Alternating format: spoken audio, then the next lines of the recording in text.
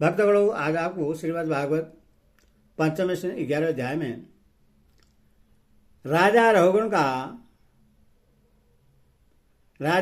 को भरत जी का उपदेश जो कथा सुनाऊंगा। आप उसको ध्यान पर सुने और चैनल को लाइक करें, सब्सक्राइब जरूर करें। कथा सुनिए।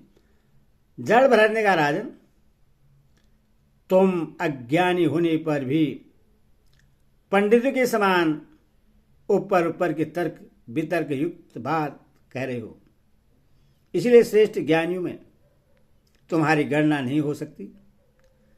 तत्वज्ञानी पुरुष इस अविचार सिद्ध स्वामी सेवक आदि व्यवहार को तत्व विचार के समय सत्य रूप से स्वीकार नहीं करते।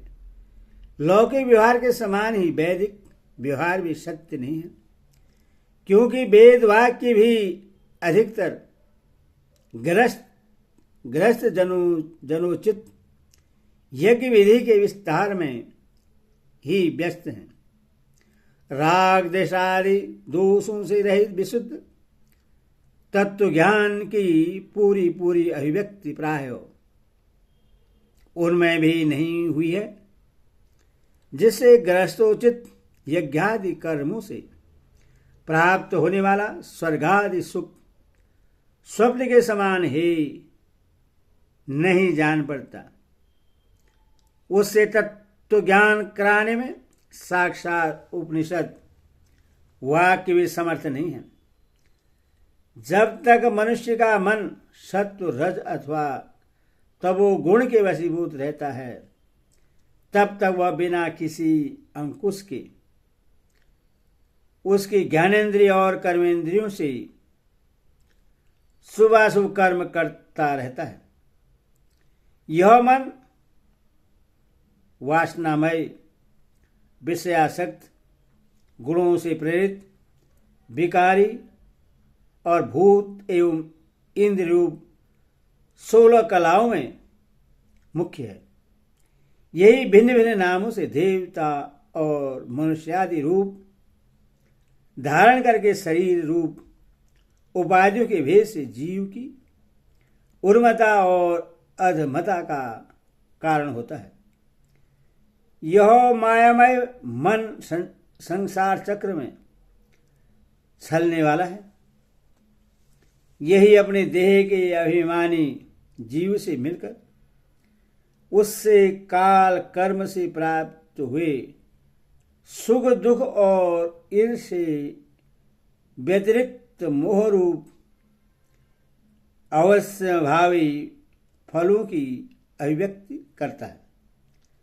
जब तक यह मन रहता है, तभी तक जागृति और स्वप्न अवस्था का व्यवहार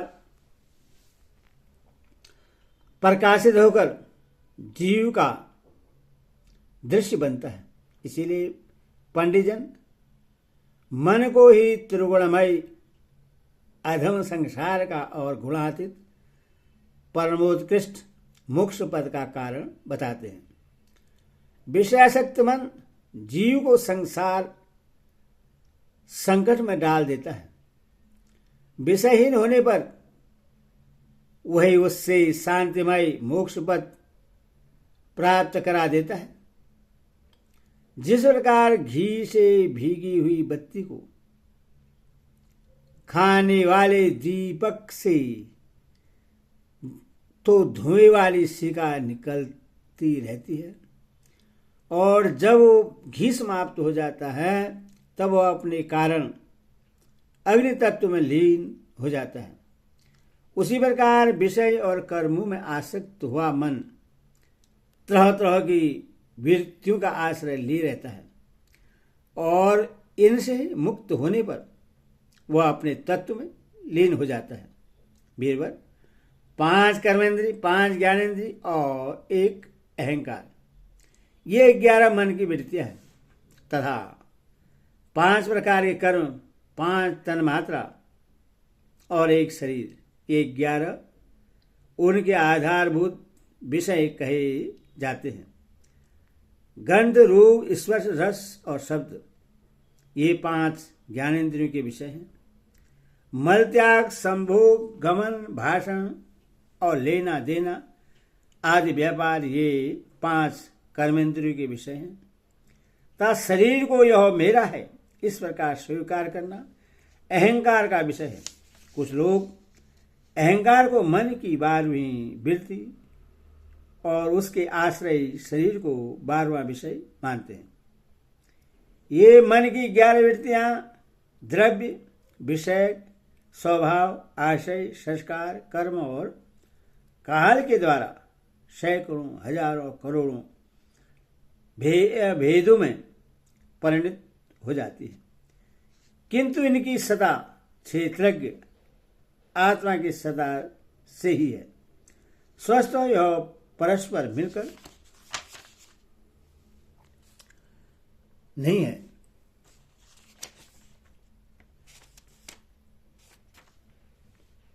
ऐसा होने पर भी मन से क्षेत्र का कोई संबंध नहीं है। यह तो जीव की ही माया निर्मित उपाधि है। यह प्राय संसार बंधन में डालने वाले अभिशुद्ध कर्मों में ही प्रवृत्त रहता है। इसकी उपयुक्त वृत्तियां प्रभाव रूप से नित्य ही रहती हैं। जागृति और स्वप्न के समय वे प्रकट हो जाती हैं और सुषुप्ति में छिप जाती हैं। इन दोनों ही अवस्थाओं में क्षेत्र के जो विशुद्ध चिन्ह मात्र है, मन की इन वृत्तियों को साक्षी रूप से देखता रहता है। यह क्षेत्र की परमात्मा सर्वव्यापक जगत का आदि कारण परिपूर्ण अप्रोक्ष स्वयं प्रकाश अजनबा ब्रह्मादि का भी नियंता और अपने अधीन रहने वाली माया के द्वारा सबके अंतःकरणों में रहकर जीवों को प्रेरित करने वाला समस्त भूतों का आश्रय रूप भगवान वासुदेव हैं। जिस प्रकार वायु संपूर्ण स्थावर जगम प्राणियों में प्राण रूप से प्रविष्ट होकर उन्हें प्रेरित करती है, उसी प्रकार वह परमेश्वर भगवान वासुदेव सर्वसाक्षी आत्मस्वरूप से इस संपूर्ण प्रपंच में ओतप्रोत है। राजन, जब तक मनुष्य ज्ञानोदय के द्वारा इस माया का तिरस्कार कर सबकी आसक्ति छोड़कर तथा काम क्रोध आदि 6 शत्रुओं को जीतकर आत्म तत्व को नहीं जान लेता और जब तक वह आत्मा के उपाधि रूप मन को संसार दुख का क्षेत्र नहीं समझता, तब तक वह इस लोक में यूं ही भटकता रहता है, क्योंकि यह चित्त उसके शोक, मोह, रोग, राग, लोभ और बैर आदि की संस्कार और ममता की वृद्धि करता रहता है। यह मन ही तुम्हारा बड़ा बलवान शत्रु है। तुम्हारे उपेक्षा करने से इसकी शक्ति और भी बढ़ जाती है, और भी बढ़ गई है। यह यदि भी स्वयं तो सर्वदा मिथ्या है, तथा भी इसने तुम्हारे आत्मस्वरूप को भी आच्छादित कर रखा है। इसीलिए तुम सावधान होकर श्री गुरु और हरि के चरणों की उपासना के अस्त्र से इससे मार डालो। हरि ओम तत्सत। हरि ओम।